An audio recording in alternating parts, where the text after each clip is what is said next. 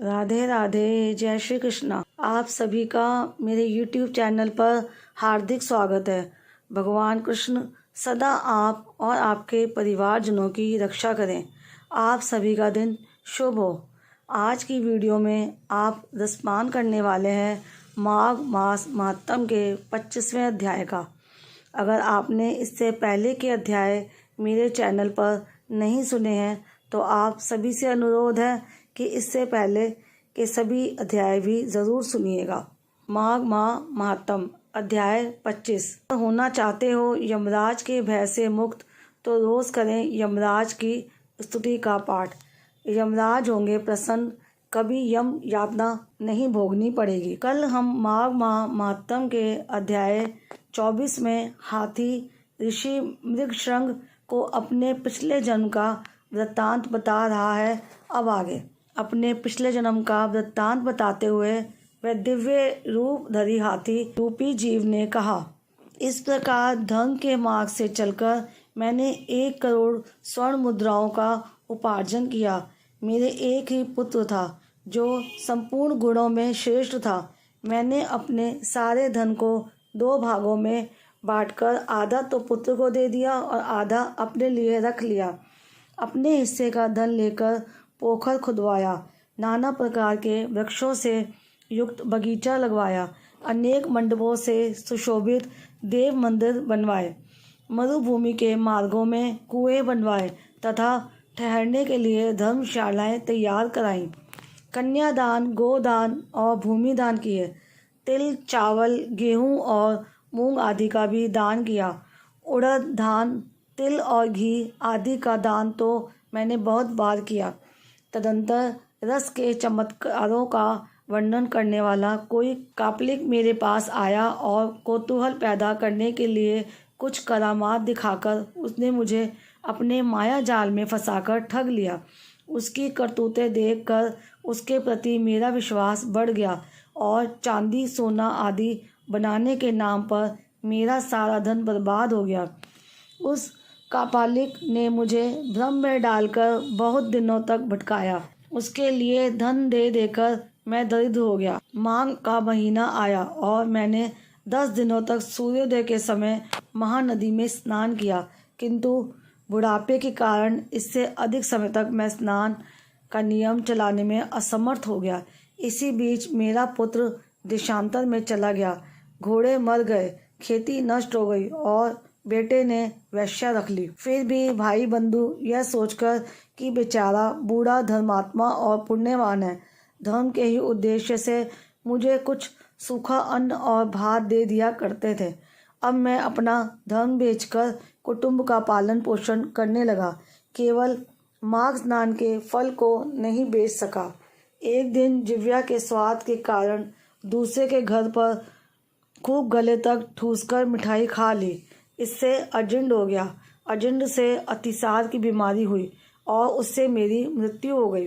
केवल माघ स्नान के प्रभाव से मैं 1 मनवंतर तक स्वर्ग में देवराज इंद्र के पास रहा और पुण्य की समाप्ति हो जाने पर हाथी की योनि में उत्पन्न हुआ।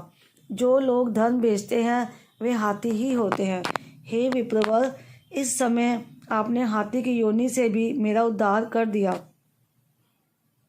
मुझे स्वर्ग की प्राप्ति करवाने के लिए आपने पुण्य दान किया है। हे मुनीश्वर, मैं कृतार्थ हो गया, कृतार्थ हो गया, कृतार्थ हो गया। आपको नमस्कार है, नमस्कार है, नमस्कार है। यूं कहकर वह स्वर्ग को चला गया।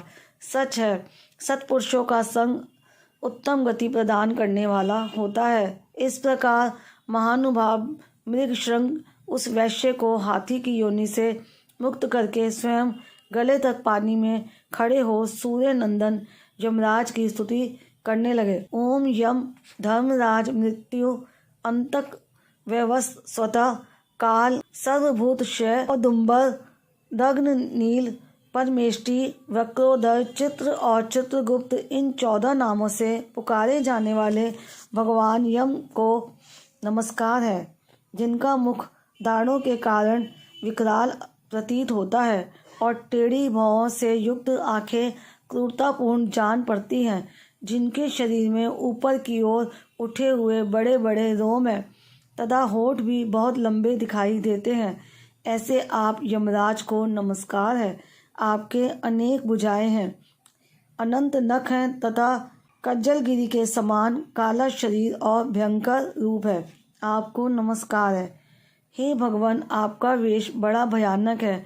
आप पापियों को भय करते हैं। बहुत बड़ा भैंसा आपका वाहन है।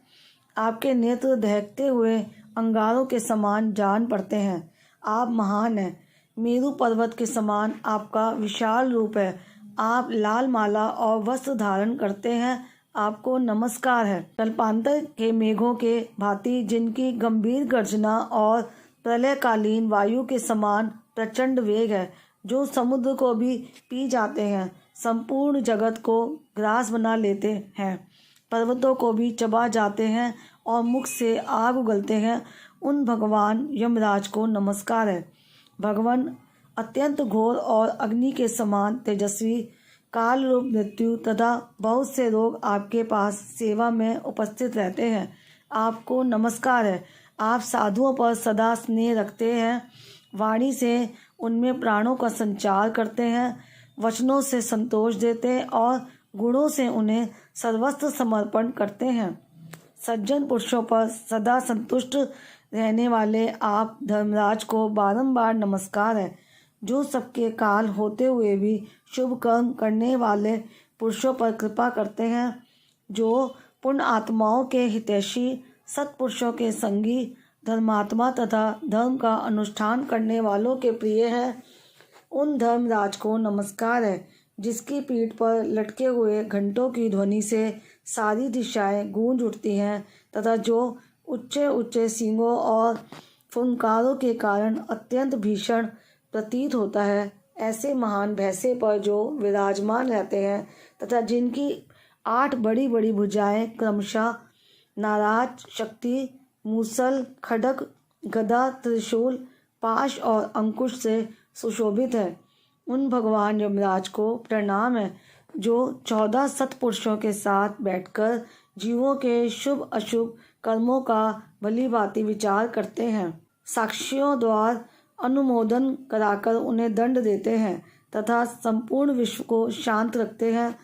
उन दक्षिण दिशा के स्वामी शांत स्वरूप यमराज को नमस्कार है। वो संपूर्ण विश्व से उत्कृष्ट, निर्मल, जगत के पालक, ब्रह्म, विष्णु और शिव के प्रिय, सबके शुभ अशुभ कर्मों के उत्तम साक्षी तथा समस्त संसार को शरण देने वाले, माता संज्ञा के सुयोग्य पुत्र तथा यमुना जी के ज्येष्ठ भ्राता आप यमराज को मेरा प्रणाम है।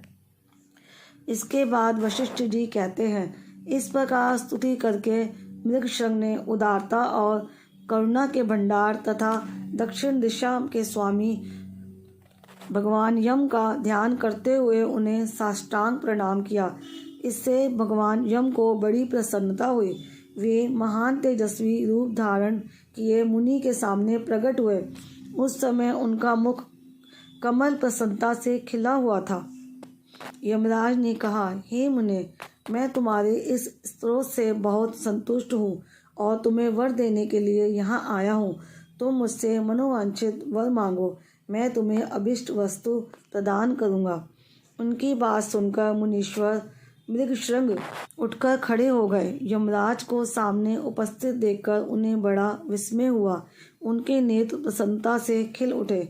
उन्होंने हाथ जोड़कर कहा, हे भगवान, इन कन्याओं को प्राण दान दीजिए। मैं आपसे बारंबार यही याचना करता हूँ। मुनि का कथन सुनकर धर्मराज ने अदृश्य रूप से उन ब्राह्मण कन्याओं को उनके शरीर में भेज दिया। तभी सोकर उठे हो ऐसे वो सभी कन्याएं उठ खड़ी हुईं। अपनी बालिकाओं को सचेत होते देख माताओं को बड़ा हर्ष हुआ। कन्याएं पहले की ही भांति अपना अपना वस्त्र पहनकर माताओं के साथ अपने घर गईं। वशिष्ठ जी कहते हैं, इस प्रकार मुनि मृगशृंग को वरदान दे यम देवता अपने पार्षदों के साथ अंतर ध्यान हो गए। इधर ब्राह्मण भी यमराज से वर पाकर बड़ी प्रसन्नता के साथ अपने आश्रम को लौटे। जो मानव प्रतिदिन यमराज के स्तुति का पाठ करेगा, उसे कभी यम यातना नहीं भोगनी पड़ेगी।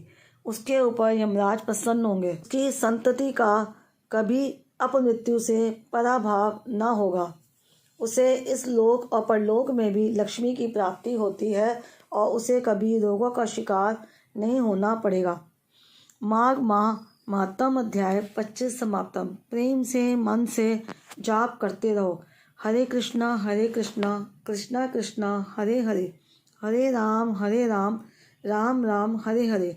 याद रखो, कलयुग केवल नाम आधारा, नाम जाप से ही कृष्णा प्रेम और मुक्ति पाई जा सकती है।